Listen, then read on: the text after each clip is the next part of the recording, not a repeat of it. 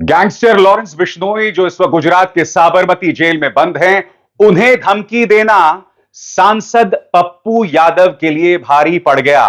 पूर्णिया से सांसद पप्पू यादव ने धमकी दी थी कि मुझे 24 घंटे दीजिए, मैं लॉरेंस बिश्नोई के नेटवर्क का सफाया कर दूंगा।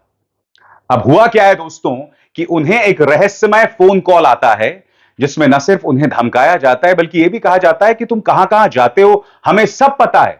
उनके सारे ठिकाने उस फोन कॉल में याद दिलाए जाते हैं। नतीजा, पूर्णिया से सांसद पप्पू यादव ने गृह मंत्री अमित शाह से अपील कर डाली है जिसमें कहा गया है कि अगर मुझे कुछ हुआ तो इसके जिम्मेदार आप होंगे।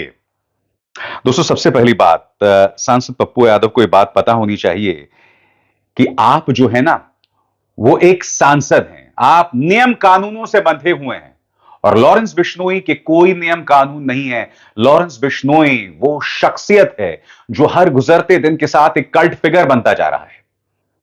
इस शख्स के सैकड़ों फॉलोअर्स हैं, सैकड़ों फैंस हैं और आज की तारीख में यह भी कहा जाता है कि इनके ताल्लुकात जो हैं वो भारतीय गुप्तचर एजेंसीज के साथ हैं। खासतौर से कनाडा और अमेरिका में जो अभियानों को अंजाम दिया गया उसको लेकर यह बात स्पष्ट हो रही है।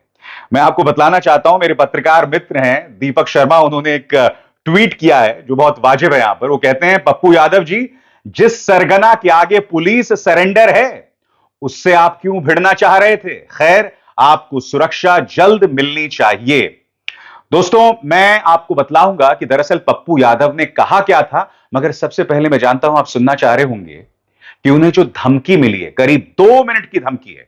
उनके समर्थक अक्सर उनके बारे में कहते हैं कि उनका बाघ का कलेजा है, बाघ का करेजा है, ऐसा अक्सर वो कहते हैं। तो कमेंट या कहीं किसी के खिलाफ बोलना सोच समझ के बोलना चाहिए भैया। किसी के खिलाफ, क्या कह रहे हैं हम?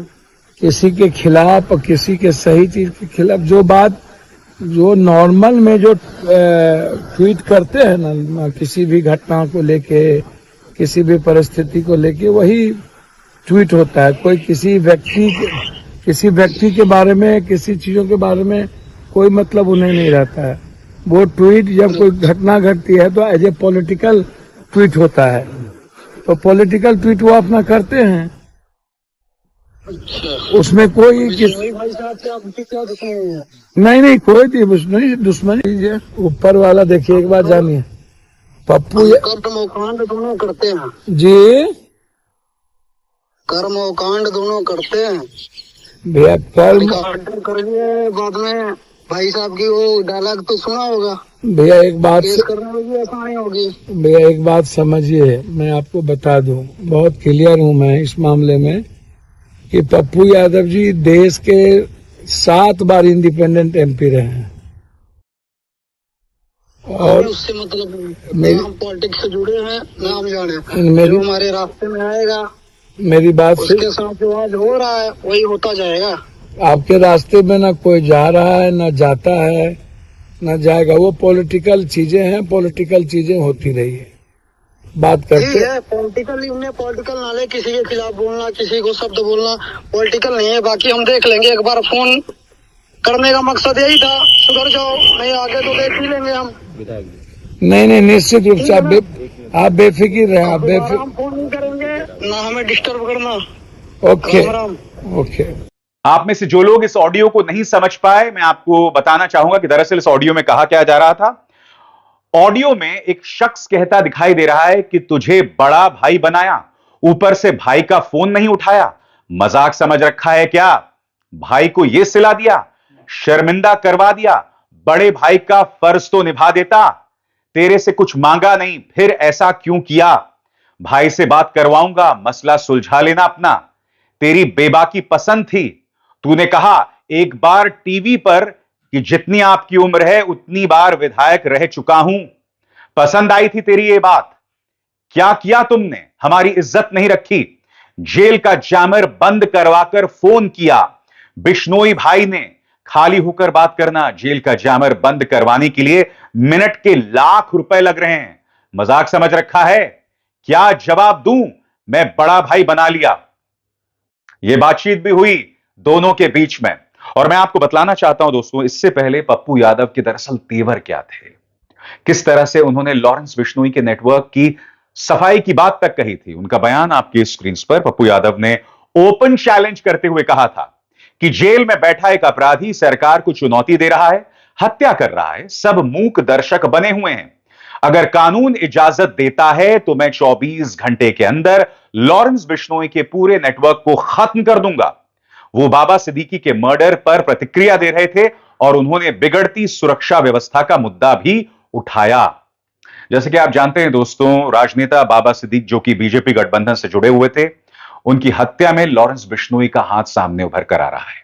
और यही नहीं, यह भी कहा जा रहा है कि उन्होंने बाबा सिद्दीक को इसलिए मारा क्योंकि उनके ताल्लुकात सलमान खान से थे। हालांकि अब इस मामले में और भी तारें जुड़ रही हैं कि कहीं इसके पीछे रियल एस्टेट कारोबारी तो नहीं थे, क्योंकि आप जानते हैं कि स्लम्स के रीडेवलपमेंट को लेकर या रियल एस्टेट कारोबार में बाबा सिद्दीकी का अच्छा खासा दखल था और उनसे कुछ लोग इत्तेफाक नहीं रखते थे। और यह कहा जा रहा है कि क्या उनके कॉम्पिटिटर्स ने, उनके विरोधियों ने, बिजनेस में उनके विरोधियों ने उनकी सुपारी दी। इस तरह की तमाम थ्योरीज हैं और मैं आपको बतलाना चाहूंगा कि पप्पू यादव ने इससे पहले भी क्या कहा था सलमान खान वाले मामले के बारे में।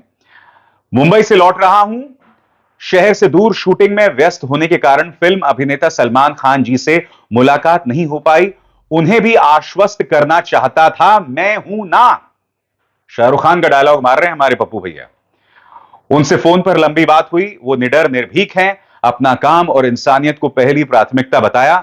हर परिस्थिति में मैं उनके साथ हूं। और मैं आपको बतलाना चाहता हूं दोस्तों, बाकायदा लंबी चौड़ी चिट्ठी उन्होंने अमित शाह को लिखी है और इसमें उन्होंने क्या कहा है उसके एक एक शब्द पर आप गौर कीजिएगा। मैं आपको पढ़ के सुना रहा हूं। मेरी सुरक्षा घेरा को घटाकर वाय श्रेणी की सुरक्षा घेरा में मुझे रखा गया है। मेरा सुरक्षा घेरा में कमी का फायदा उठाते हुए लोकसभा चुनावों के दौरान कई हत्या के शातिर अपराधी ने अपने फेसबुक पर लाइव होकर मुझे भद्दी भद्दी गालियां दी थी। इतना ही नहीं, घर घुसकर मेरी जान से मारने की धमकी दिया। उसके विरुद्ध मैंने आपको लिखित जानकारी दिया था। इसकी जानकारी मैंने माननीय मुख्यमंत्री बिहार सहित गृह सचिव, पुलिस महानिदेशक बिहार को भी दिया था। मेरे दुर्भाग्य है कि किसी ने आज तक इसकी सुध नहीं ली। आज जब लॉरेंस बिश्नोई गैंग ने लगातार देश में घटना पर घटना कर रहे हैं, मैं एक राजनीतिक व्यक्ति होने के कारण मैंने उसका विरोध किया। विरोध करने पर लॉरेंस बिश्नोई गैंग के प्रमुख ने मुझे जान से मारने की धमकी दी, मेरे मोबाइल पर दी, जिसकी कॉपी मैं सहज उपलब्धता के लिए संलग्न कर रहा हूं। इतनी बड़ी जानलेवा धमकी देने के बावजूद मेरी सुरक्षा के प्रति बिहार के गृह मंत्रालय एवं केंद्रीय गृह मंत्रालय मेरी सुरक्षा के प्रति निष्क्रिय दिख रहे हैं। लगता है मेरी हत्या होने के बाद ही लोकसभा एवं विधानसभा में शोक संवेदना जताने के लिए सक्रिय होंगे। दोस्तों, एक तरफ मैं जानता हूं कुछ लोग इसे हल्के अंदाज में ले सकते हैं, मगर ये लॉरेंस बिश्नोई है, ये ना भूलें। आजाद भारत के इतिहास में कई गैंगस्टर्स हुए हैं, हाजी मस्तान, छोटा राजन, दाऊद इब्राहिम, मगर लॉरेंस बिश्नोई का मुकाम कुछ और ही है। आरोप यह लग रहा है कि इंडियन इंटेलिजेंस एजेंसीज के साथ इनका एक लिंक है, यानी कि कुछ लोगों का यह भी दावा है कि इंडियन इंटेलिजेंस एजेंसीज के जरिए वो अपने ऑपरेशंस को अंजाम देते हैं। कम से कम कनाडा और अमेरिका से यह बात सामने उभर कर आई है, ऐसा दावा किया जाता है, ऐसे आरोप लगाए जाते हैं। लिहाजा मुझे लगता है कि अगर पप्पू यादव एक अपील कर रहे हैं तो उसे गंभीरता से लिया जाना चाहिए, क्योंकि देखिए पप्पू यादव ने भी बहुत कुछ कह दिया। हालांकि मेरा भी यह मानना है, देखिए आप एक सांसद हैं, लिहाजा सांसद होने के तौर पर आप ये सब जो कह रहे हैं ना कि मैं नेटवर्क का सफाया कर दूंगा, आप सांसद हैं, आप कैसे करेंगे भाई? आप कोई गैंगस्टर थोड़ा ना है, तो आप ऐसा क्यों कह रहे थे? और अगर आपने ऐसा कहा तो फिर आपको उस पर अडिग रहना चाहिए। खैर, ये आपका फैसला है। मेरा यह मानना है कि पप्पू यादव जी को जो धमकी मिली है उसे गंभीरता से लिया जाना चाहिए। मगर इससे पता चल रहा है दोस्तों कि अपराध और राजनीति, इन दोनों में लॉरेंस बिश्नोई की क्या भूमिका, क्या दखल है, क्या रुतबा है, क्या खौफ है, और हमें देखना पड़ेगा आने वाले दिनों में इसमें किस तरह की तब्दीलियां आती हैं। लॉरेंस बिश्नोई से आज की तारीख में महाराष्ट्र पुलिस पूछताछ नहीं कर सकती। जी हां, मुझे बताइए ना साहब, बाबा सिद्दीक के मामले में क्या आज तक महाराष्ट्र पुलिस पूछताछ कर पाई है? क्यों? क्योंकि गृह मंत्री अमित शाह का एक फरमान है, एक रूल नंबर 268 है शायद, हां 268 का हवाला देकर नहीं हो पा रही है। पंजाब पुलिस जब लॉरेंस बिश्नोई से पूछताछ करती है तो महज 5-6 घंटों के लिए।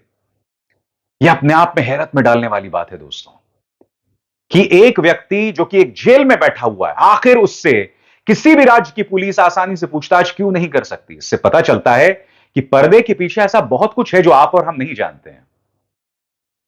जो भी हो दोस्तों, आने वाले दिनों में यह मामला क्या रुख लेता है, पन्ने किस तरफ पलटते हैं, इस पर हमारी निगाह होगी।